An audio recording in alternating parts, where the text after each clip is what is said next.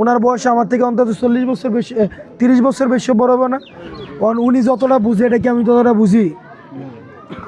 আমি তো একটু কম বুঝলাম, তাই না? এখন উনি যদি আমারে না বলে আমি তো ভুল করতে পারি, তাই না? তো ওনার কাজ কি আমাকে ডাক দেয় না বুঝানো, এটা এমনি করে, এটা এমনি কর। তো যাই হোক, আপনাদের সৈয়দপুর গ্রামে আসছি, আমার ভালো লাগছে।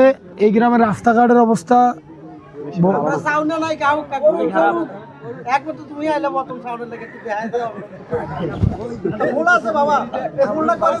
দেখে আইছি।